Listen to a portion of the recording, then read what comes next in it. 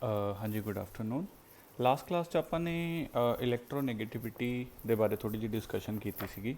ਇਲੈਕਟ੍ਰੋਨੈਗੇਟਿਵਿਟੀ ਔਰ electron gain ਇਨਥੈਲਪੀ ਦੇ ਅੰਦਰ ਡਿਫਰੈਂਸਸ ਪੜ੍ਹੇ ਸੀਗੇ, ਹੈ ਨਾ। ਤਾਂ ਇਲੈਕਟ੍ਰੋਨੈਗੇਟਿਵਿਟੀ, ਔਰ ਮੈਂ ਇਹ ਵੀ ਦੱਸਿਆ ਸੀ ਕਿ ਇਲੈਕਟ੍ਰੋਨੈਗੇਟਿਵਿਟੀ ਨੂੰ ਮੈਜਰ ਕਰਨ ਦੇ ਕੋਈ ਯੂਨਿਟਸ ਨਹੀਂ ਹੈ, ਕਿਉਂਕਿ ਇਲੈਕਟ੍ਰੋਨੈਗੇਟਿਵਿਟੀ ਕੀ ਹੈ ਵੀ ਦੋ ਐਲੀਮੈਂਟ ਦੇ ਵਿੱਚੋਂ ਕਿਹੜਾ ਐਲੀਮੈਂਟ ਇਲੈਕਟ੍ਰੋਨ ਨੂੰ ਆਪਣੇ ਨੇੜੇ ਵੱਲ ਨੂੰ ਖਿੱਚੇਗਾ, ਉਹ ਚੀਜ਼ ਇਲੈਕਟ੍ਰੋਨੈਗੇਟਿਵਿਟੀ ਹੈ। ਸਹੀ ਹੈ ਨਾ। ਕੋਵਲੈਂਟ ਬੌਂਡ ਹੋਣੀ ਚਾਹੀਦੀ ਹੈ, ਯਾਨੀ कि इलैक्ट्रॉन शेयर होने चाहिए ने। शेयर होने के बाद भी किहड़े एलीमेंट का न्यूक्लीयस इलैक्ट्रॉन ਨੂੰ थोड़ा जिहा अपने नेड़े ਨੂੰ करेगा, अपने कोल ਨੂੰ करूगा, उस ते पार्शल नैगेटिव चार्ज आऊगा, जिस तो दूर जाएंगे उस ते पार्शल पॉजिटिव चार्ज आऊगा। ठीक है, ये सारा कुछ अपने इलैक्ट्रोनैगेटिविटी के अंदर पढ़िया सीगा।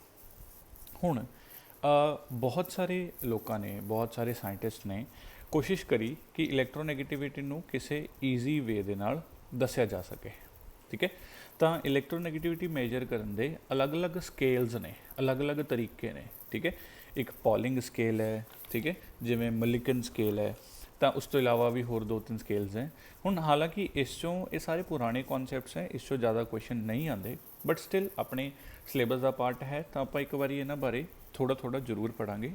ठीक है, तो हैडिंग लिख लो, मेजरिंग इलैक्ट्रोनैगेटिविटी। हेडिंग लिख लो, मेजरिंग इलैक्ट्रोनैगेटिविटी।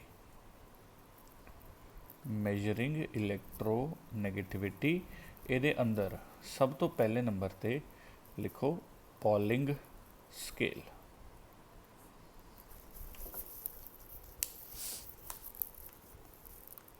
करो फटाफट, इलैक्ट्रोनैगेटिविटी ये अंदर सब तो पहले नंबर पे लिखो polling scale.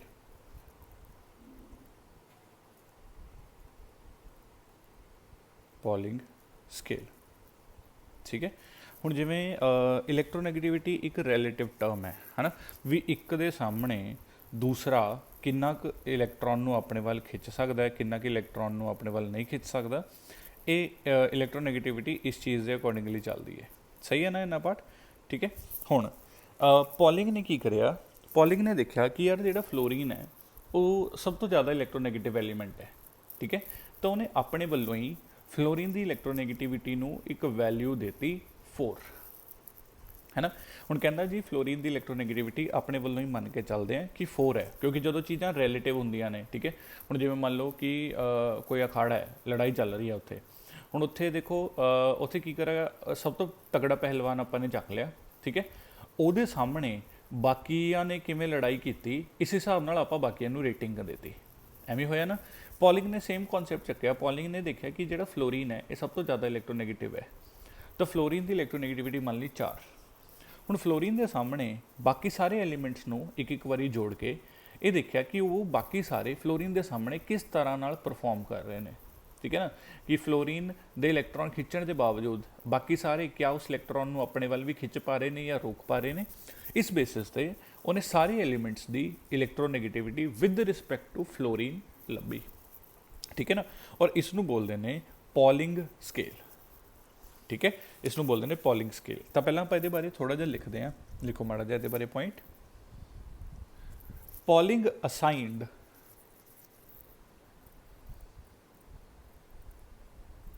Pauling assigned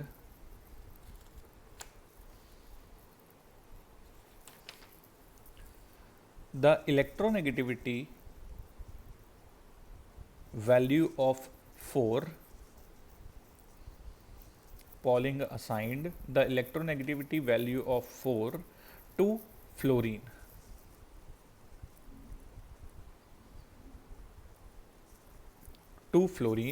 And measured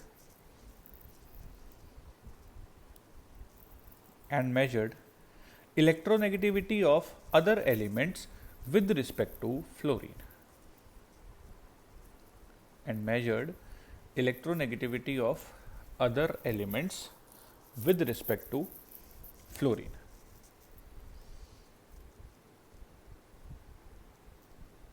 ठीक है, तो इन्हें आप कुछ वैल्यूज़ याद रख लें। ठीक है, काम आनगियाँ। आप इस तरह ना लिख लो, फ्लोरीन है, ऑक्सीजन है, नाइट्रोजन है, कार्बन है, और अपन ਨੂੰ ज़्यादातर ਜਿਹੜਾ यूज़ ਹੁੰਦਾ है हाइड्रोजन आंदा है। ठीक है, फ्लोरीन तो बाद क्लोरीन, ब्रोमीन, आयोडीन, ऑक्सीजन तो बाद सल्फर, नाइट्रोजन तो बाद फॉस्फोरस। इन्ने की याद कर लेने बहुत ने। ठीक है, ਹੁਣ ਫਲੋਰੀਨ ਦੀ ਤਾਂ ਪਤਾ ਹੈ, ਇਹਨੇ ਫਲੋਰੀਨ ਨੂੰ ਇੱਕ ਫਿਕਸ ਵੈਲਿਊ ਦਿੱਤੀ, ਫਲੋਰੀਨ ਨੂੰ ਇਹਨੇ ਵੈਲਿਊ ਦਿੱਤੀ 4 ਆਪਣੇ ਵੱਲੋਂ, ਆਰਬਿਟਰੇਰੀ ਹੈ ਇਹ, ਕੋਈ ਉਹ ਨਹੀਂ ਹੈ, ਆਪਣੇ ਵੱਲੋਂ ਇਹਨੂੰ ਵੈਲਿਊ ਦਿੱਤੀ 4, ਕੁਝ ਵੀ ਨੰਬਰ ਲੈ ਸਕਦੇ ਸੀਗੇ 4.0। ਤਾਂ ਕਲੋਰੀਨ ਦੀ ਕਿੰਨੀ ਆਈ, ਕਲੋਰੀਨ ਦੀ ਆਈ 3.0, ਬ੍ਰੋਮੀਨ ਦੀ ਕਿੰਨੀ ਆਈ, ਬ੍ਰੋਮੀਨ ਦੀ ਆਈ 2.8, iodine the I 2.4 with respect to fluorine. ਠੀਕ ਹੈ, ਆਕਸੀਜਨ ਦੀ ਕਿੰਨੀ ਆਈ, ਆਕਸੀਜਨ ਦੀ ਆਈ 3.5। ਠੀਕ ਹੈ, सल्फर की कितनी आई, सल्फर की आई 2.5, नाइट्रोजन की कितनी आई, नाइट्रोजन की आई 3। याद है कल भी लिखाया सीगा, सब तो ज़्यादा फ्लोरीन की, फिर ऑक्सीजन की, फिर नाइट्रोजन की, फिर क्लोरीन की। ठीक है, फॉस्फोरस की कितनी आई, फॉस्फोरस की आई 2.1, हाइड्रोजन की कितनी आई, हाइड्रोजन की आई 2.1। अच्छा, कार्बन भी रह गया, कार्बन की कितनी आई 2.5। ठीक है, नोट करो जल्दी जल्दी।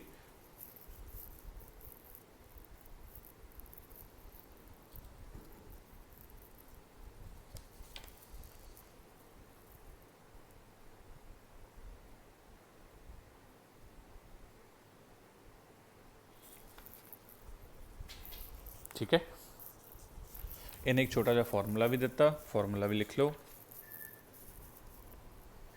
फॉर्मूला की सीगा, एक्स नहीं है एक्चुअली, एक्स थोड़ा जिहा इलोंगेटेड बना लो, is equals to 0.12 under the root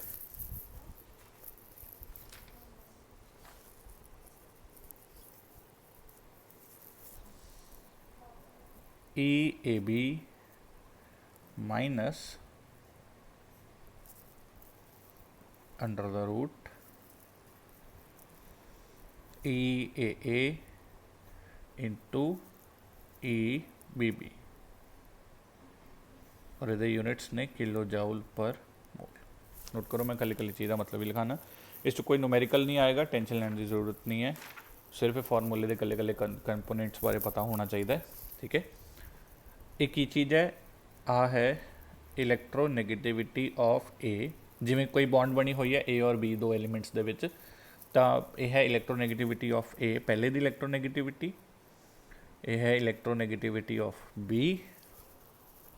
E A B की है bond enthalpy of A B, मतलब कि जे ए और बी दे विचली बॉन्ड नूं तोड़ना है तो कितनी एनर्जी लगूगी, तो bond enthalpy of A B, तो फिर ई ए की हो गया, अगर ए और ए नूं तोड़ना है तो यह आ गया बॉन्ड एंथैल्पी ऑफ ए, फिर एक ही हो गया bond enthalpy of B B. मतलब जे बी और बी नू एक दूजे तो अलग करना है तो कितनी एनर्जी चाहिए है, जे ए और बी नू एक दूजे तो अलग करना है तो कितनी एनर्जी चाहिए है, जे ए और ए नू एक दूसरे तो अलग करना है तो कितनी एनर्जी चाहिए है। ठीक है, ये सारा कुछ सॉल्व करके किधे बराबर आएगा, electronegativity of A minus electronegativity of B. Note करो, हुण जिवें फ्लोरीन की वैल्यू, फ्लोरीन नूं एक एक करके सारे के सामने जोड़ के देख लिया है ना, फ्लोरीन की इलैक्ट्रोनैगेटिविटी भरती। ठीक है, उस तो बाद फ्लोरीन ते दूजे एलीमेंट की बॉन्ड एनर्जी लिख ली, फ्लोरीन ते फ्लोरीन की बॉन्ड एनर्जी, इस तरह नाल इहनूं सॉल्व किया गया। आपां नूं टेंशन लैण की कोई जरूरत नहीं है, इस कोई ये कोई न्यूमेरिकल नहीं आएगा, ये सिर्फ पॉलिंग स्केल का फॉर्मूला क्या है, पॉलिंग स्केल किस फॉर्मूले पर बेस्ड है, उसके अकॉर्डिंगली ये चीज़ां पता होनी चाहिए ने।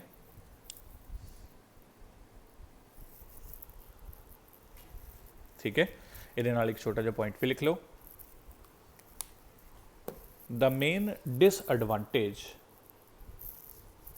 The main disadvantage of Pauling scale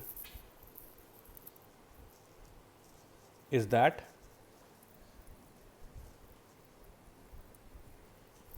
that the bond enthalpies, ये जिहड़ियां bond energies हैं, the bond enthalpies are not known, the bond enthalpies are not known with good degree of accuracy. The bond enthalpies are not known with good degree of accuracy.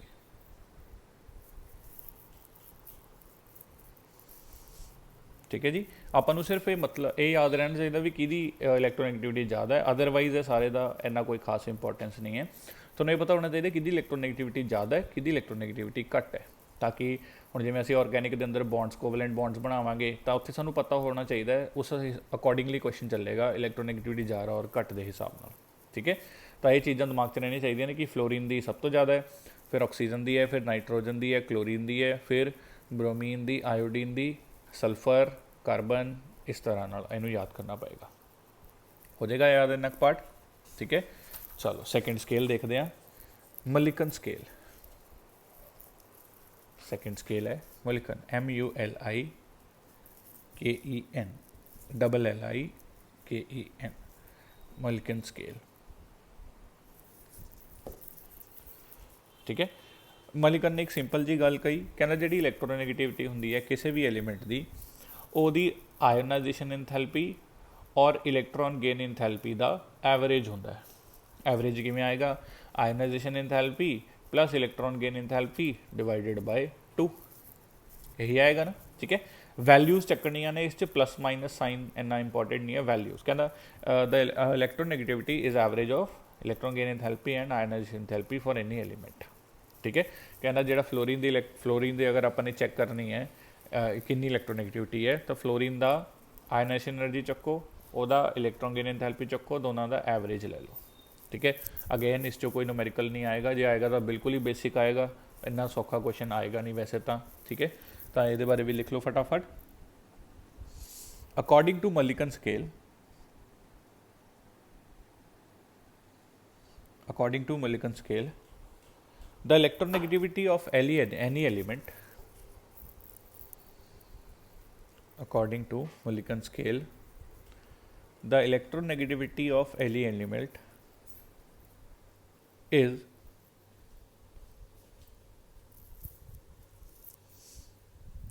the average of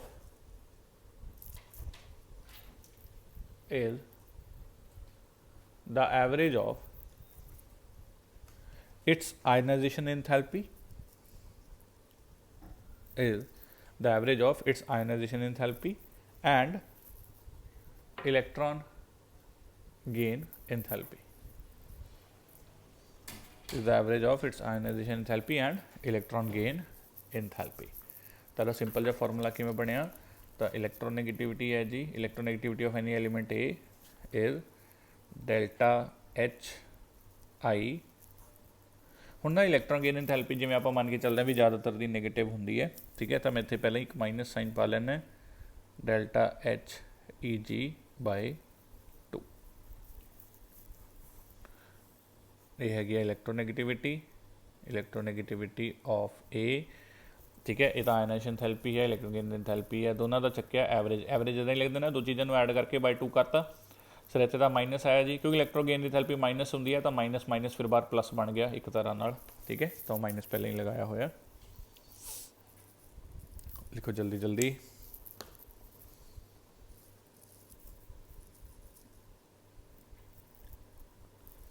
ਠੀਕ ਹੈ ਜੀ, ਆਪਾਂ ਨੂੰ ਦੋ ਹੀ syllabus ਨੇ, ਦੋ ਹੀ scales ਨੇ। ਠੀਕ ਹੈ, ਔਰ ਇਨਫੈਕਟ ਸਕੇਲਸ ਦਾ ਕੋਈ ਇੰਨਾ ਇੰਪੋਰਟੈਂਸ ਵੀ ਨਹੀਂ ਹੈਗੀ, ਕਿਉਂਕਿ ਆਪਾਂ ਨੂੰ ਬਸ ਇਹ ਪਤਾ ਹੋਣਾ ਚਾਹੀਦਾ ਵੀ ਕਿਹੜਾ ਜ਼ਿਆਦਾ ਇਲੈਕਟ੍ਰੋਨੈਗੇਟਿਵ ਹੈ, ਕਿਹੜਾ ਲੈਸ ਇਲੈਕਟ੍ਰੋਨੈਗੇਟਿਵ ਹੈ, ਉਹ ਸਾਡੇ ਲਈ ਇੰਪੋਰਟੈਂਟ ਹੈ। ਆਪਾਂ ਨੂੰ ਐਵੇਂ ਨਹੀਂ ਪਤਾ ਹੋਣਾ ਚਾਹੀਦਾ ਕਿਹਦੀ ਕਿੰਨੀ ਵੈਲਿਊ ਹੈ, ਵੈਲਿਊਜ਼ ਇੰਨਾ ਮਾਇਨੇ ਨਹੀਂ ਰੱਖਦੀ, ਕਿਹੜਾ ਜ਼ਿਆਦਾ ਹੈ ਕਿਹੜਾ ਘੱਟ ਹੈ। ਫਲੋਰੀਨ ਤੋਂ ਜ਼ਿਆਦਾ, ਫਲੋਰੀਨ ਦੇ ਸਾਹਮਣੇ ਕੌਣ ਲੈਸ ਇਲੈਕਟ੍ਰੋਨੈਗੇਟਿਵ ਹੋਏਗਾ, ਆਕਸੀਜਨ ਦੇ ਸਾਹਮਣੇ ਕਿਆ ਕਿਆ ਚੱਲੇਗਾ, ਉਹ ਚੀਜ਼ਾਂ ਜ਼ਿਆਦਾ ਜ਼ਰੂਰੀ ਨੇ। ਠੀਕ ਹੈ ਨਾ, ਇਨਕ ਪਾਰਟ ਅੱਗੇ ਲਿਖੋ। ਅੱਛਾ, ਕੁਝ ਪੁਆਇੰਟਸ ਲਿਖ ਲੈਂਦੇ ਆਪਾਂ, ਸਕੇਲ ਦੋ ਹੀ ਨੇ ਆਪਣੇ ਕੋਲ। अगर मैं देखा in a group top to bottom, ठीक है, तो जिमें जिमें टॉप टू बॉटम जाई जावांगे एलीमेंट का साइज़ वधी जाऊगा। साइज़ वधी जाने का मतलब की है भी न्यूक्लीयस तो जिहड़ी बॉन्ड वाली इलैक्ट्रॉन है, आखिरी इलैक्ट्रॉन है, वो दूर है, तो यह मतलब न्यूक्लीयस उहदे ते सही तरह नाल फोर्स नहीं लगा पाएगा। ठीक है, तो टॉप टू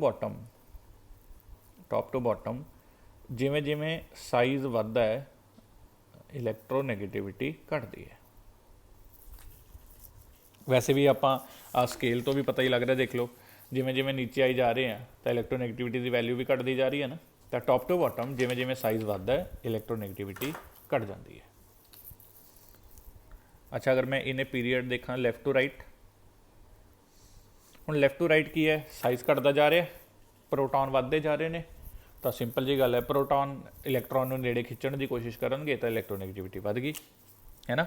तो इन्हें वैसे भी फ्लोरीन देख लो बिल्कुल लास्ट ते आंदा है, तां करके वो इलैक्ट्रोनैगेटिविटी सब तो ज़्यादा है। तो लैफ्ट टू राइट इलैक्ट्रोनैगेटिविटी वधदी जाती है, ये भी लिख लो। इन अ पीरीयड मतलब कि लैफ्ट टू राइट साइज़ घटता जाता है, ठीक है। इफैक्टिव न्यूक्लीयर चार्ज वधदा जाता है, क्योंकि न्यूक्लीयर चार्ज की प्रोटॉन ही ने, प्रोटॉन वधदे जा रहे हैं। बस न्यूक्लीयस के बेसिस से तो होंगी है इलैक्ट्रोनैगेटिविटी, भी न्यूक्लीयस ने इलैक्ट्रॉन को किन्नी जोर नेड़े अपने वाल कर लिया। तो जिमें जिमें साइज़ घटेगा न्यूक्लीयर चार्ज बढ़ेगा, इलैक्ट्रोनैगेटिविटी भी बढ़ती जाएगी।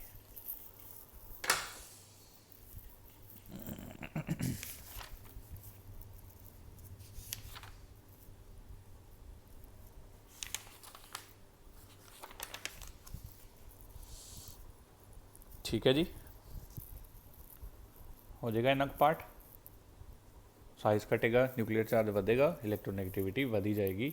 लैफ्ट टू राइट जा रहे हैं, टॉप टू बॉटम जा रहे हैं, इलैक्ट्रोनैगेटिविटी घटती जाएगी। ठीक है, चलो ये अपना लास्ट सीगा इलैक्ट्रोनैगेटिविटी। हुण बस अपने हार्डली 10 मिनट का कुछ छोटे छोटे चीज़ां रह गई, वो आप फटाफट करते हैं और इस चैप्टर को फिनिश करते हैं। ठीक है, तो हैडिंग लिख लो पीरियोडिक ट्रेंड्स।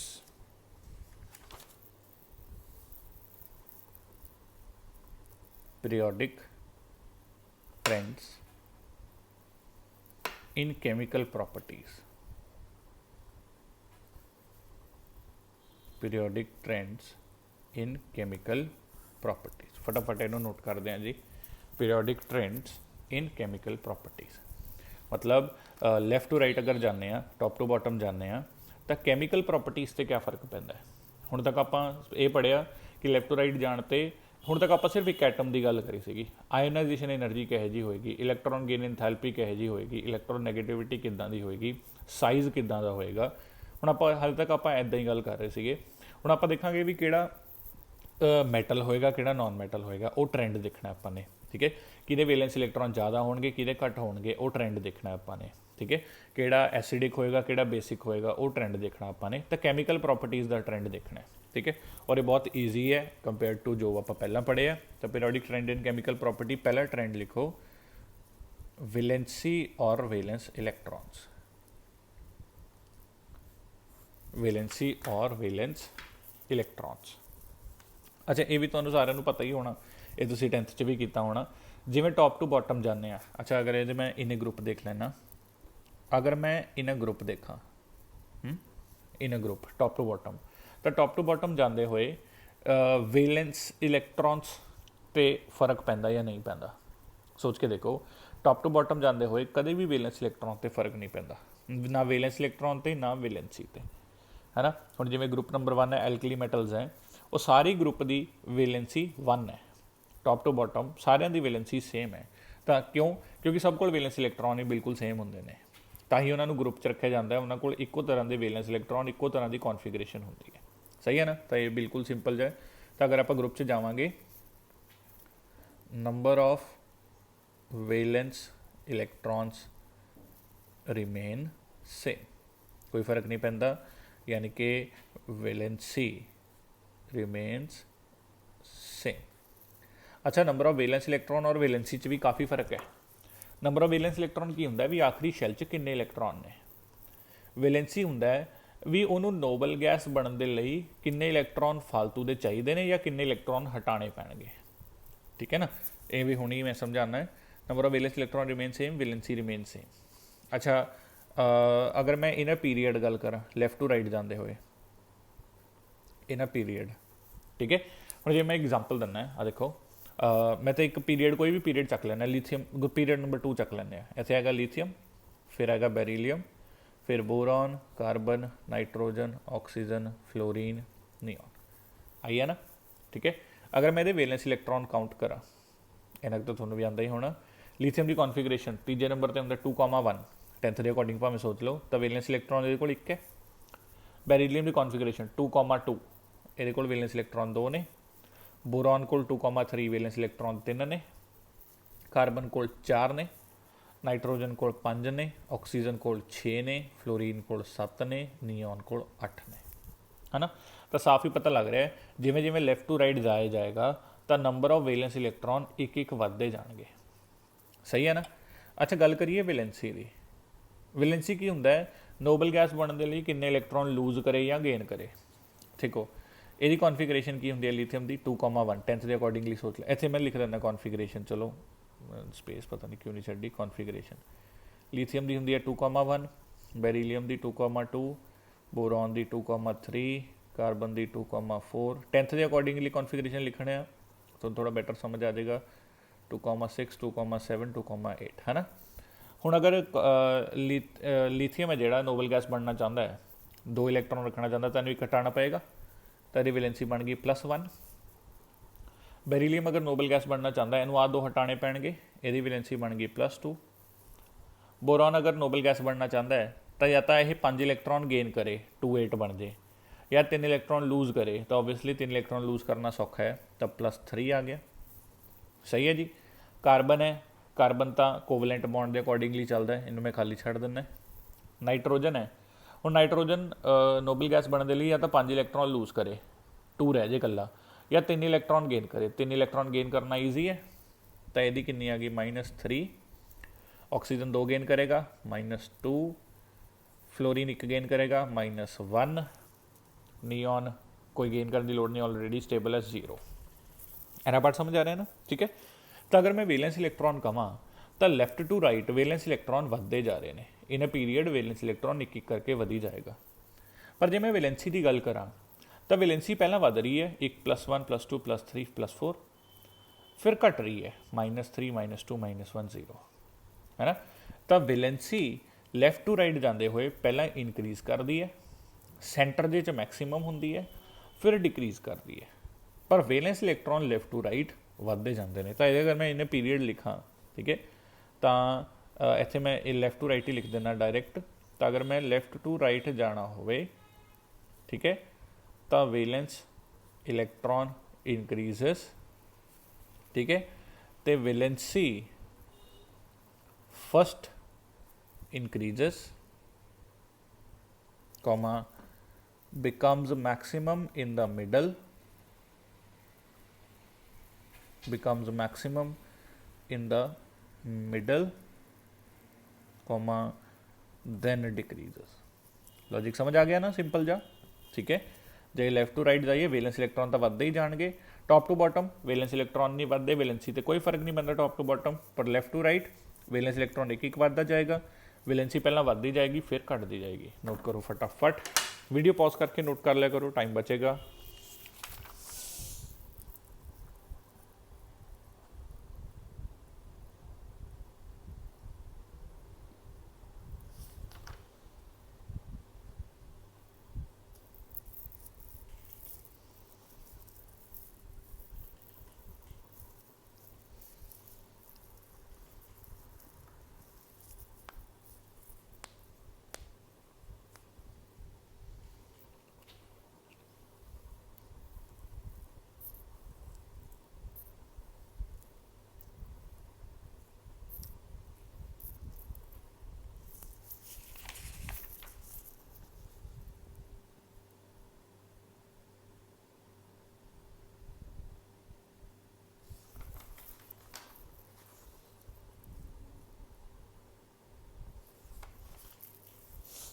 हो जाएगा जी।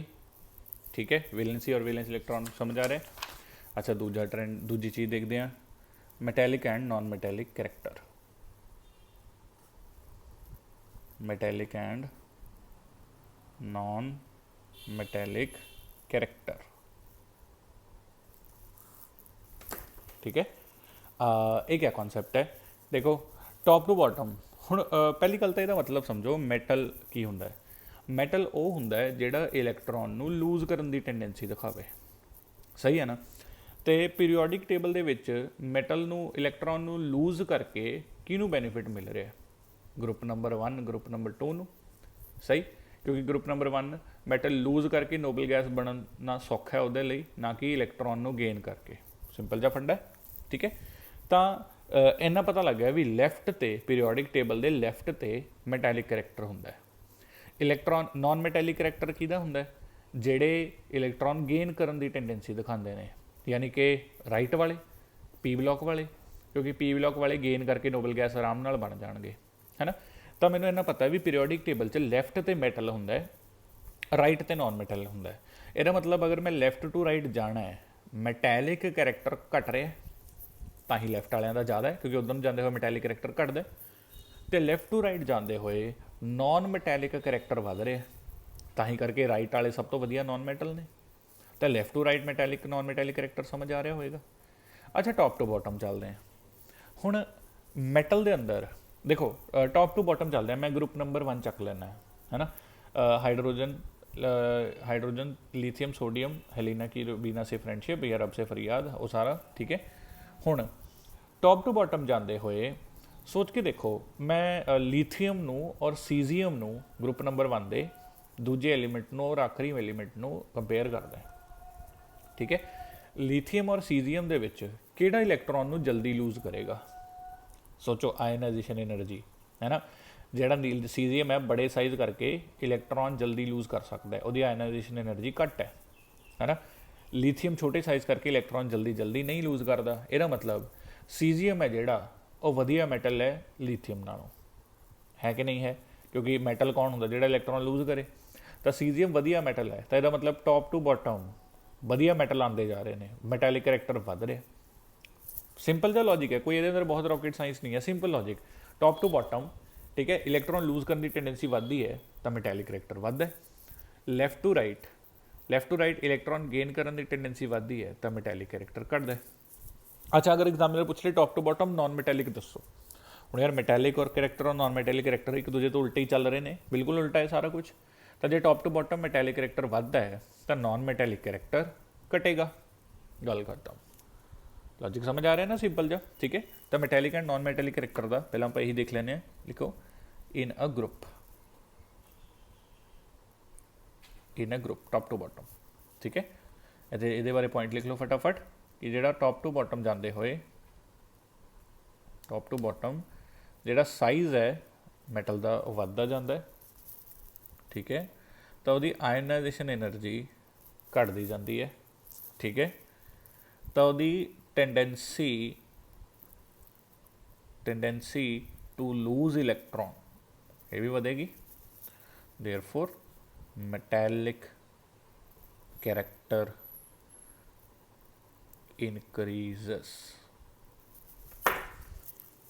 नोट करो जल्दी, टॉप टू बॉटम साइज बढ़ेगा, आयनाइजेशन एनर्जी घटेगी, ठीक है। टेंडेंसी टू लूज इलैक्ट्रॉन बढ़ेगी, आराम नाल इलैक्ट्रॉन लूज करेगा जिहदी आयनाइजेशन एनर्जी घट है, तो मैटैलिक कैरेक्टर भी बढ़ेगा, सही है। अच्छा, अगर मैं कंपेयर करा मैटैलिक कैरेक्टर अगर मैं कंपेयर करा lithium sodium potassium rubidium caesium, तो टॉप टू बॉटम जा रहे हैं, सीजीएम सब तो वधिया मैटल होएगा, ठीक है। और ऑब्वियसली जे ये हो रहा है तो नॉन मैटैलिक करैक्टर घट रही होएगा, तो top to bottom NMC non metallic character decreases, metallic character increases. अच्छा, ये एग्जाम्पल ले लें आप हूँ, fluorine chlorine bromine iodine top to bottom जाता है, तो यदा नॉन मैटैलिक करैक्टर घट रहा है। तो फ्लोरीन है इस दे विचों स्ट्रोंग नॉन मैटल या रिएक्टिव नॉन मैटल, आयोडीन है वीक नॉन मैटल।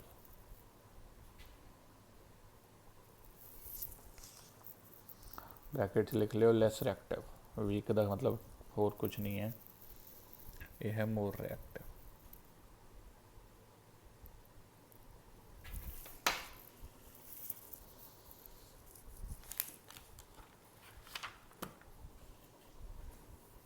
पॉइंट समझ आ रहा है जी।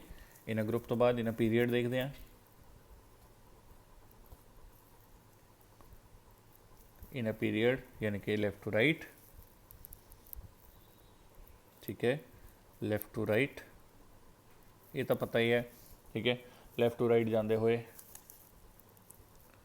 साइज़ घटता जाएगा तो नॉन मैटैलिक करैक्टर बढ़ता जाएगा, मैटैलिक करैक्टर घटता जाएगा।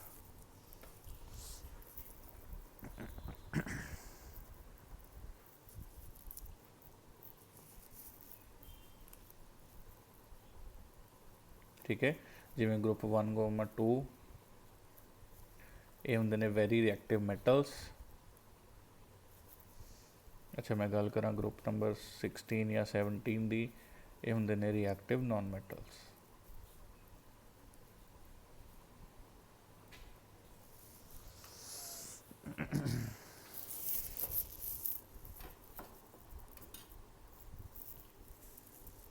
नोट करो जल्दी जल्दी।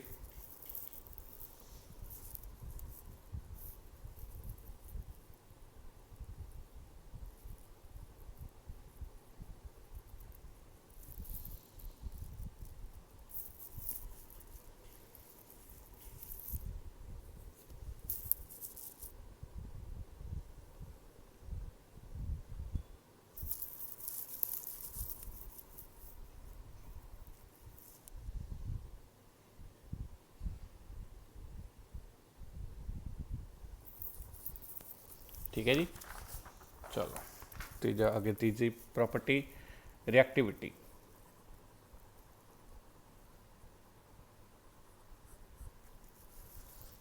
ठीक है, हुण रिएक्टिविटी का यार देखो बड़ा ब्रॉड मतलब है। ठीक है, मैटल रिएक्टिव होंगे ने क्योंकि वो इलैक्ट्रॉन लूज कर सकते हैं, नॉन मैटल रिएक्टिव होंगे ने क्योंकि वो इलैक्ट्रॉन गेन कर सकते हैं। तो दोनों का फंडा अलग अलग है ना। हुण जे मैं बिल्कुल पीरियोडिक टेबल का लैफ्ट वाला हिस्सा देखा, उत्थे सब तो वधिया मैटल ने, यानी कि वो बहुत रिएक्टिव मैटल नाल भरिया पिया। जे मैं पीरियोडिक टेबल का बिल्कुल राइट वाला हिस्सा देखा, उत्थे सब तो ज़्यादा रिएक्टिव नॉन मैटल ने। ਇਹਦਾ मतलब भी लैफ्ट भी रिएक्टिव हो गए, राइट वाले भी रिएक्टिव हो गए। फिर रिएक्टिविटी किमें चल रही है पीरियोडिक टेबल च। अच्छा जी मैं लैफ्ट टू राइट जाई जावां, पहला एस ब्लॉक और डी ब्लॉक सारा मैटल्स का भरिया होया है ना। लैफ्ट टू राइट जाते हुए मैटैलिक करैक्टर घटता रहता है ना। मैटैलिक करैक्टर घटता रहता यानी कि रिएक्टिविटी घटती रहती। हुण मैटल्स वास्ते मैटैलिक करैक्टर ही उन्होंने रिएक्टिविटी है। तो लैफ्ट टू राइट जाते हुए मैटैलिक करैक्टर घटन करके रिएक्टिविटी घटती रहती है। पर जिवें ही मैटल खत्म होए शुरू हो जाते हैं नॉन मैटल। आप लैफ्ट टू राइट ही जा रहे हैं। हुण नॉन मैटल दा metallic character, non metallic character left to right वधदा है। हुण नॉन मैटैलिक करैक्टर वधना शुरू हो जाता है तो रिएक्टिविटी वधनी शुरू हो जाती है नॉन मैटल च जाके लैफ्ट टू राइट, है ना। तो अगर मैं ओवरऑल लिखना हो कि पूरे पीरियोडिक टेबल च लैफ्ट टू राइट की चल रहा है, तो मैं कहूँगा पहला रिएक्टिविटी बहुत ज़्यादा है मैटल्स च, फिर मैटल की रिएक्टिविटी घटती जाती है घटती जाती है घटती जाती है। जिथे सेंटर दे आ गया, जिथे ग्रुप नंबर 11 है 12 है, वो लैस रिएक्टिव मैटल्स ने। फिर नॉन मैटल शुरू हो गए।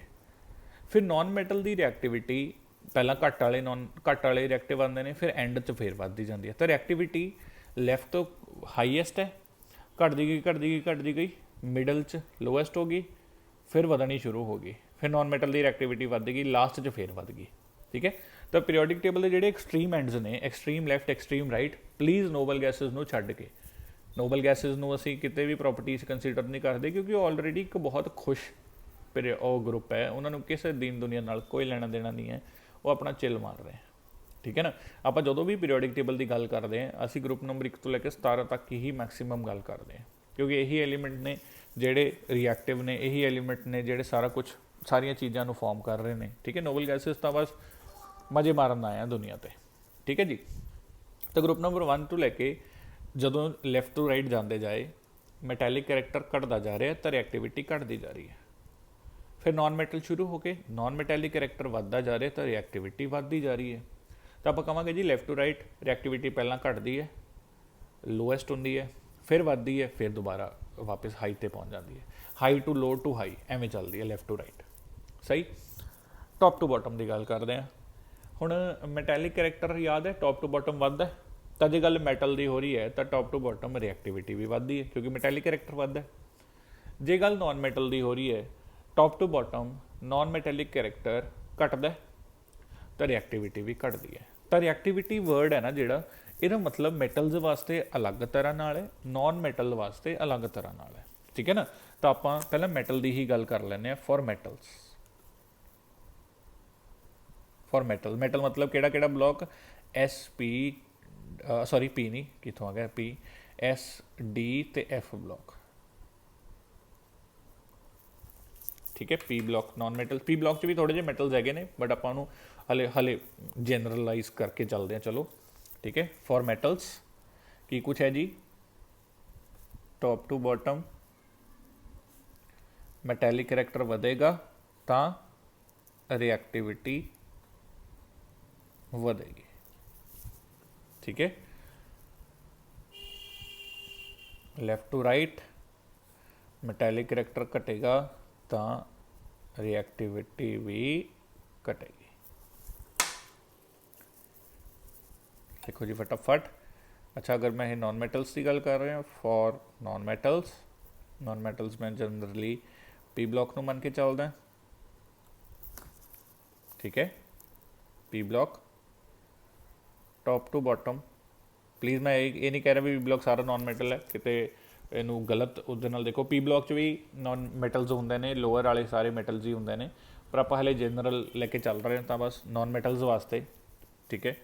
ਜਿਨ੍ਹਾਂ ਨੂੰ ਨਹੀਂ ਪਤਾ ਨੋਨ ਮੈਟਲ ਕਿੱਥੇ ਹੁੰਦੇ ਨੇ, ਮੈਂ ਉਹਨਾਂ ਵਾਸਤੇ ਲਿਖਿਆ ਵੀ ਪੀ ਬਲੋਕ ਵਾਲੇ ਹਿੱਸੇ 'ਚ ਨੋਨ ਮੈਟਲਸ ਹੁੰਦੇ ਨੇ, ਰਾਈਟ ਵਾਲੇ most parts. Top to bottom non metallic character ਘਟਦਾ ਹੈ ਤਾਂ ਰਿਐਕਟਿਵਿਟੀ ਘਟਦੀ ਹੈ। ਠੀਕ ਹੈ ਜੀ। Left to right non metallic character ਵੱਧਦਾ ਹੈ ਤਾਂ ਰਿਐਕਟਿਵਿਟੀ ਵੱਧਦੀ ਹੈ। ठीक है। एक मैं नाल पॉइंट भी लिखना चाहना है कि left most part of periodic table contains most reactive metals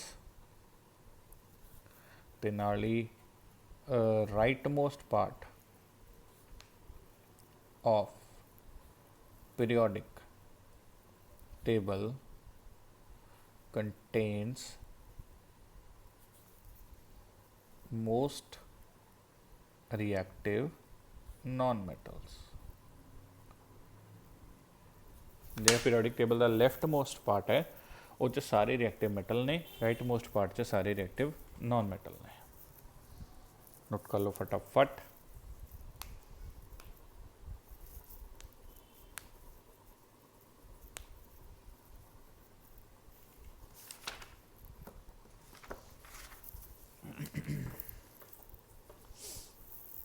ठीक है जी।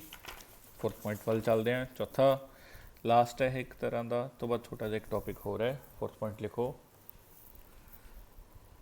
Acidic and basic character of oxides. Acidic and basic character of oxides. ठीक है। ਹੁਣ ਆਕਸਾਈਡਸ ਕੀ ਹੈ, ਜਦੋਂ ਵੀ ਆਕਸੀਜਨ ਕਿਸੇ ਐਲੀਮੈਂਟ ਨਾਲ ਜੁੜਦਾ ਹੈ ਤਾਂ ਜਿਹੜਾ ਕੰਪਾਊਂਡ ਬਣਦਾ ਉਹਨੂੰ ਆਕਸਾਈਡ ਬੋਲਦੇ ਨੇ। ਠੀਕ ਹੈ। ਆਕਸਾਈਡ ਤਾਂ ਮੈਟਲ ਆਕਸਾਈਡ ਵੀ ਹੁੰਦੇ ਨੇ, ਨਾਨ ਮੈਟਲ ਆਕਸਾਈਡ ਵੀ ਹੁੰਦੇ ਨੇ। ਠੀਕ ਹੈ। ਇੱਕ ਛੋਟਾ ਜਿਹਾ ਇੱਕ ਰੂਲ ਇੱਕ ਤਰ੍ਹਾਂ ਨਾਲ ਯਾਦ ਕਰ ਲਓ ਕਿ ਜਿਹੜੇ ਮੈਟਲ ਆਕਸਾਈਡਸ ਹੁੰਦੇ ਨੇ, ਮੈਟਲ ਆਕਸਾਈਡਸ ਉਹ ਬੇਸਿਕ ਨੇਚਰ ਦੇ ਹੁੰਦੇ ਨੇ, ਅਤੇ ਜਿਹੜੇ ਨੋਨ ਮੈਟਲ ਆਕਸਾਈਡਸ ਨੇ, ਨੋਨ ਮੈਟਲ ਆਕਸਾਈਡ ਉਹ ਐਸਿਡਿਕ ਨੇਚਰ ਦੇ ਹੁੰਦੇ ਨੇ। ਠੀਕ ਹੈ। ਜਿਵੇਂ ਸੋਡੀਅਮ ਮੈਟਲ ਹੈ ਤਾਂ ਸੋਡੀਅਮ ਦਾ ਆਕਸਾਈਡ ਬੇਸਿਕ ਹੈ, ਜਾਂ ਕਾਰਬਨ ਨੋਨ ਮੈਟਲ ਹੈ ਤਾਂ ਕਾਰਬਨ ਦਾ ਆਕਸਾਈਡ ਐਸਿਡਿਕ ਹੈ। ਠੀਕ ਹੈ। ਇਹ ਗੱਲ ਯਾਦ ਰੱਖਣੀ ਹੈ। ਮੈਟਲ ਆਕਸਾਈਡ ਜਨਰਲੀ ਬੇਸਿਕ ਹੁੰਦੇ ਨੇ, non metal oxide generally acidic ਹੁੰਦੇ ਨੇ। ਠੀਕ ਹੈ। ਹੁਣ ਅਗਰ ਆਪਾਂ ਗੱਲ ਕਰੀਏ ਲੈਫਟ ਟੂ ਰਾਈਟ, ਪੂਰੇ ਪੀਰੀਓਡਿਕ ਟੇਬਲ ਦੀ ਉਹ ਗੱਲ ਕਰ ਰਹੇ ਹਾਂ, left to right. Left to right ਜਾਂਦੇ ਹੋਏ, ਠੀਕ ਹੈ, ਮੈਟੈਲਿਕ ਕਰੈਕਟਰ ਘਟਦਾ ਜਾਂਦਾ, ਪਤਾ ਹੀ ਹੈ। ਨੋਨ ਮੈਟੈਲਿਕ ਕਰੈਕਟਰ ਵੱਧਦਾ ਜਾਂਦਾ ਹੈ ਨਾ। ਤਾਂ ਮੈਟੈਲਿਕ ਕਰੈਕਟਰ मतलब basic oxide, non metallic character मतलब एसिडिक ऑक्साइड। ठीक है। तो इत्थे मैं लिखना होवे basic character of oxide, basic character किस चीज़ तो डिसाइड होता है, मैटल तो मैटैलिक करैक्टर घट रहा है तो बेसिक करैक्टर ऑफ ऑक्साइड्स भी घटेगा, और नॉन मैटैलिक करैक्टर वध रहा है तो एसिडिक करैक्टर ऑफ ऑक्साइड्स ਵਧੇਗਾ। पहला तो एक बार आप पॉइंट नोट करो, मैं उन्हीं एग्जांपल्स दे नाल कराना। लैफ्ट टू राइट मैटैलिक करैक्टर घटदा है, नॉन मैटैलिक करैक्टर वधदा है, ठीक है, तो बेसिक करैक्टर घटदा है, एसिडिक करैक्टर वधदा है, ठीक है। सिंपली अगर तुहानूं क्वेश्चन आंदा ना बेसिक स्ट्रेंथ कंपेयर करो तो बेसिक स्ट्रेंथ तुसीं मैटैलिक करैक्टर के हिसाब नाल चलानी है, ठीक है। अगर तुहानूं क्वेश्चन आंदा एसिडिक स्ट्रेंथ कंपेयर करो तो acidic strength non metallic character के हिसाब नाल चलानी है, ठीक है। हुण जिवें मैं एक क्वेश्चन करदा, देखो कंपेयर एसिडिक स्ट्रेंथ, ठीक है। आपां नूं कुछ कंपाउंड दिते हुए ने Na2O, MgO, Al2O thrice, SiO2, P2O5, SO3, Cl2O7, ठीक है। एसिडिक करैक्टर पूछे है, पहले तो एक बार चलो नोट करो, फिर मैं समझाना सारा क्वेश्चन, फटाफट नोट करो।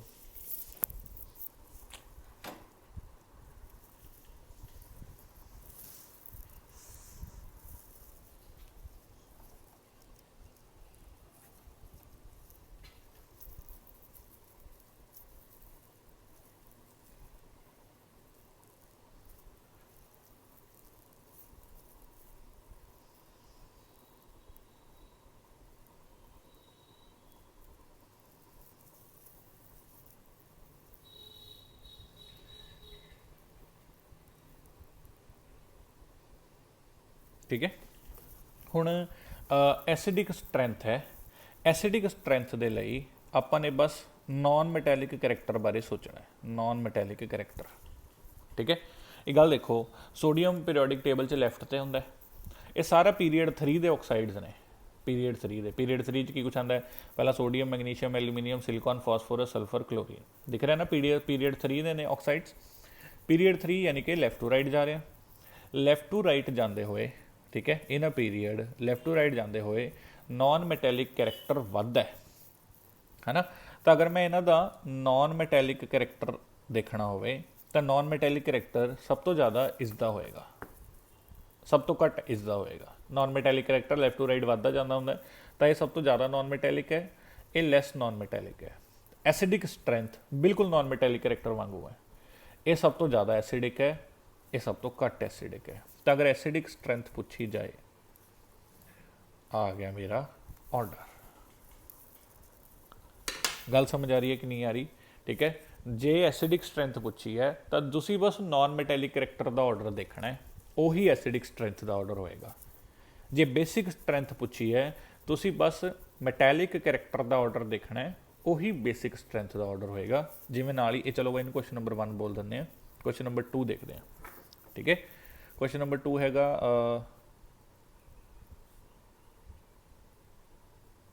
इन्हों कंपेयर करो, ठीक है।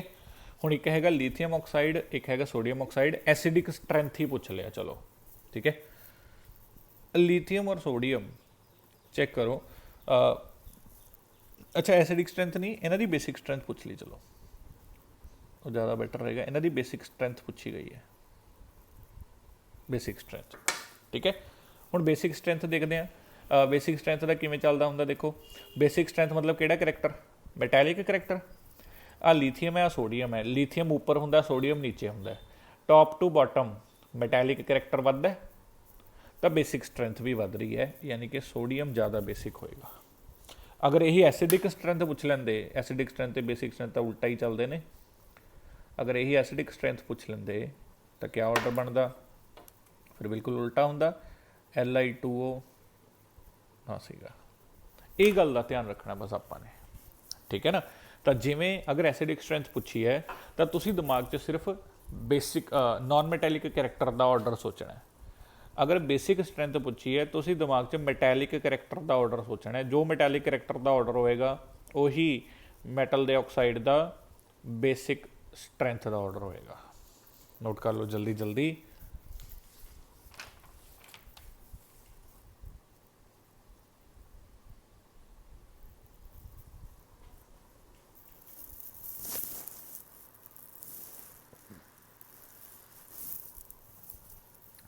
ठीक है।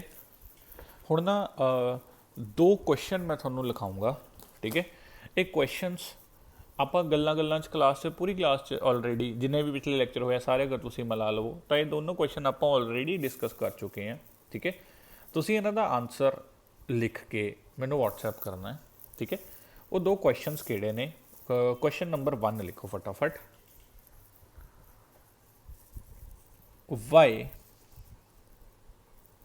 why elements of period 2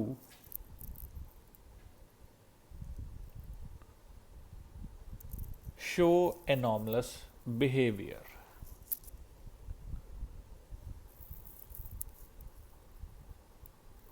as compared to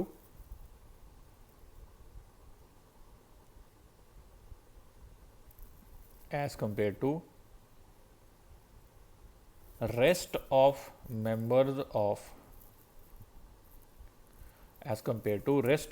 members of their group,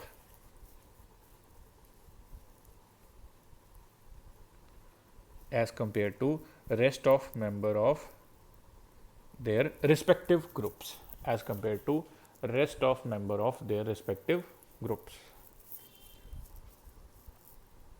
Also write some of their anomalous properties. Also write some of their anomalous properties. पहले तो मैं क्वेश्चन का मतलब समझा दा। कहना जेड़ा पीरीयड 2 है, पीरीयड 2 केड़ा हो गया? Lithium, beryllium, boron, carbon, nitrogen, oxygen, fluorine, neon, ठीक है। कहना ये हर एक एलीमेंट ਨੂੰ ਜਦੋਂ ਉਸਦੇ ਗਰੁੱਪ ਨਾਲ ਕੰਪੇਅਰ ਕਰਿਆ ਜਾਂਦਾ ਹੈ, ਜਿਵੇਂ ਨਾਈਟ੍ਰੋਜਨ ਨੂੰ ਆਪਣੇ ਗਰੁੱਪ ਯਾਨੀ ਕਿ ਗਰੁੱਪ ਨੰਬਰ 15 ਨਾਲ ਕੰਪੇਅਰ ਕਰ ਲਓ, ਜਾਂ ਬੋਰੋਨ ਨੂੰ ਬੋਰੋਨ ਦੇ ਗਰੁੱਪ ਨੰਬਰ 13 ਨਾਲ ਕੰਪੇਅਰ ਕਰ ਲਓ, ਠੀਕ ਹੈ। ਜਾਂ ਲੀਥੀਅਮ ਨੂੰ ਗਰੁੱਪ ਨੰਬਰ 1 ਨਾਲ ਕੰਪੇਅਰ ਕਰ ਲਓ, ਠੀਕ ਹੈ। ਜਾਂ ਕਾਰਬਨ ਨੂੰ ਗਰੁੱਪ ਨੰਬਰ 14 ਨਾਲ ਕੰਪੇਅਰ ਕਰ ਲਓ। ਕਹਿੰਦਾ ਇਹਨਾਂ ਦਾ ਹਰ ਇੱਕ ਐਲੀਮੈਂਟ ਪੀਰੀਅਡ 2 ਦਾ ਜਿਹੜਾ ਐਲੀਮੈਂਟ ਹੈ, ਅਗਰ ਇਹਨੂੰ ਆਪਣੇ ਗਰੁੱਪ ਵਾਲੇ ਐਲੀਮੈਂਟ ਨਾਲ ਕੰਪੇਅਰ ਕਰੀ ਜਾਵੇ, ਹੁੰਦਾ ਤਾਂ ਇਹ ਹੈ ਕਿ ਗਰੁੱਪ 'ਚ ਪ੍ਰੋਪਰਟੀ ਸੇਮ ਰਹਿੰਦੀਆਂ ਨੇ, ਪਰ ਕਹਿੰਦਾ ਪੀਰੀਅਡ 2 ਦੇ ਐਲੀਮੈਂਟਸ ਦੀ ਆਪਣੇ ਆਪਣੇ ਗਰੁੱਪ ਦੀਆਂ ਪ੍ਰੋਪਰਟੀਜ਼ ਸੇਮ ਨਹੀਂ ਹੈਗੀਆਂ, ਐਨੋਮਲਸ ਨੇ, ਅਲੱਗ ਨੇ, ਗਲਤ ਨਹੀਂ ਹੈ, ਡਿਫਰੈਂਟ ਨੇ। ਦੋ ਚੀਜ਼ਾਂ ਲਿਖਣੀਆਂ ਨੇ, ਇੱਕ ਤਾਂ ਐਵੇਂ ਕਿਉਂ ਹੋਇਆ, ਠੀਕ ਹੈ। ਇੱਕ ਇਹ ਜਿਹੜੀਆਂ ਡਿਫਰੈਂਟ ਪ੍ਰੋਪਰਟੀਜ਼ ਨੇ ਕਿਹੜੀਆਂ ਚੀਜ਼ਾਂ 'ਚ ਅਲੱਗ ਨੇ ਉਹ ਲਿਖਣੇ ਨੇ। ਇਹਨਾਂ ਕੁਐਸਚਨ ਸਮਝ ਆ ਰਿਹਾ ਨਾ?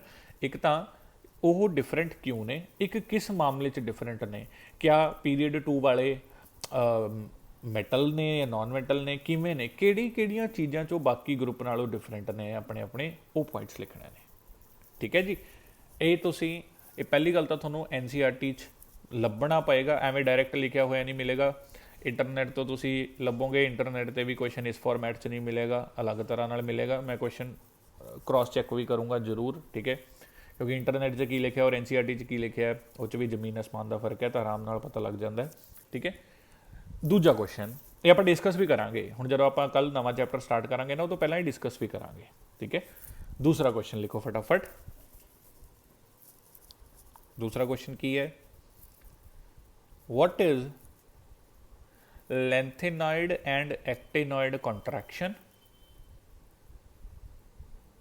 What is lengthenoid and actinoid contraction? Explain their reasons. What is lengthenoid and actinoid contraction? Explain their reasons. ਹੁਣ lengthenoid contraction, actinoid contraction ਤੁਸੀਂ 10th 'ਚ ਵੀ ਪੜ੍ਹਿਆ ਹੋਣਾ, ठीक है। ਆਪਾਂ ਨੇ ਇਹਦਾ ਕਾਰਨ ਕੀ ਹੈ ਇਸ ਚੈਪਟਰ ਦੇ ਅਕੋਰਡਿੰਗਲੀ, ਇਸ ਚੈਪਟਰ 'ਚ NCERT ਪੜ੍ਹੋ। ਮੈਂ ਸਿਰਫ ਇਹ ਚਾਹੁੰਦਾ ਵੀ ਤੁਸੀਂ ਇਸ ਚੈਪਟਰ ਦੀ NCERT ਇੱਕ ਐਂਡ ਤੋਂ ਆਖਰੀ ਐਂਡ ਤੱਕ ਰੱਟ ਲਓ। ਜਿੰਨੇ ਵੀ ਚੈਪਟਰ ਇਨਆਰਗੈਨਿਕ ਕੈਮਿਸਟਰੀ ਦੇ ਨੇ, ਜਿਨ੍ਹਾਂ 'ਚ ਪੀਰੀਓਡਿਕ ਟੇਬਲ ਦੀ ਗੱਲ ਹੁੰਦੀ ਹੈ, ਜਿਨ੍ਹਾਂ 'ਚ ਆਕਸਾਈਡਸ ਦੀ ਗੱਲ ਹੁੰਦੀ ਹੈ, ਸਲਫਾਈਡਸ ਦੀ ਗੱਲ ਹੁੰਦੀ ਹੈ, ਐਲੀਮੈਂਟ ਦੇ ਨੇਚਰ ਦੀ ਗੱਲ ਹੁੰਦੀ ਹੈ, ਉਹ ਸਾਰੇ ਐਲੀਮੈਂਟਸ ਆਪਾਂ ਨੇ 110% NCERT ਦੇ ਪੜ੍ਹਨੇ ਹੀ ਪੜ੍ਹਨੇ ਨੇ, ਕੁਛ ਮਰਜ਼ੀ ਹੋ ਜੇ, ਇਹਦੇ ਵਿੱਚ ਆਪਾਂ ਬਚ ਨਹੀਂ ਸਕਦੇ, ਠੀਕ ਹੈ। ਤਾਂ ਮੈਂ ਚਾਹੁੰਦਾ ਤੁਸੀਂ ਇਹ ਦੋਨੋਂ ਕੁਐਸਚਨ NCERT ਚੱਕੋ, NCERT ਦੇ ਪੇਜਸ ਪੜ੍ਹ ਦਿਓ ਸਾਰੇ ਚੰਗੀ ਤਰ੍ਹਾਂ ਨਾਲ, ਇੱਕ ਐਂਡ ਤੋਂ ਆਖਰੀ ਐਂਡ ਤੱਕ। ਵੈਸੇ ਤਾਂ ਮੈਂ ਪਹਿਲੇ ਦਿਨ ਤੋਂ ਕਹਿ ਰਿਹਾ ਵੀ NCERT ਨਾਲ ਪੜ੍ਹੋ। ਹੁਣ ਇੱਕ ਟਾਸਕ ਵੀ ਮਿਲ ਗਿਆ NCERT ਦਾ, ਤਾਂ ਇਹ ਕੁਐਸਚਨ ਦੋਨੋਂ ਲੱਭ ਕੇ ਲਿਆਉਣੇ ਨੇ। ਤੁਸੀਂ ਨੈੱਟ 'ਤੇ ਸਰਚ ਕਰੋਗੇ, ਮੈਂ ਉਹੀ ਚੀਜ਼ ਦੱਸ ਰਿਹਾ, ਨੈੱਟ 'ਤੇ ਵੀ ਮਿਲ ਜਾਏਗਾ, ਠੀਕ ਹੈ। ਪਰ ਨੈੱਟ ਦੀ ਵਰਡਿੰਗ ਔਰ NCERT ਦੀ ਵਰਡਿੰਗ 'ਚ ਬਹੁਤ ਫਰਕ ਹੈ, ਠੀਕ ਹੈ ਨਾ। ਤਾਂ ਇਸ ਕਰਕੇ ਬਿਲਕੁਲ ਸਾਫ਼ ਸਿੰਪਲ ਪਿਓਰ ਤਰੀਕੇ ਨਾਲ NCERT ਚੱਕੋ ਔਰ ਇਹ ਸਾਰੇ NCERT ਚੋਂ ਲੱਭਣ ਦੀ ਕੋਸ਼ਿਸ਼ ਕਰੋ। ਠੀਕ ਹੈ ਨਾ ਪਾਰਟ, है ना। चलो एक बार इन्ना करो, ये अपना लास्ट सीगा चैप्टर। ठीक है, हुण इस तो बाद कल आपां कैमिकल बॉन्डिंग पूरी केमिस्ट्री का सब तो important chapter is chemical bonding. ठीक है ना, पूरी केमिस्ट्री का। तो इस करके प्लीज़ उन्होंने मिस नहीं मारना, बिल्कुल ध्यान नाल फोकस करके वो चैप्टर पढ़ना है आपां ने। ठीक है जी, इन्ना पार्ट कल मिलते हैं। Thank you so much.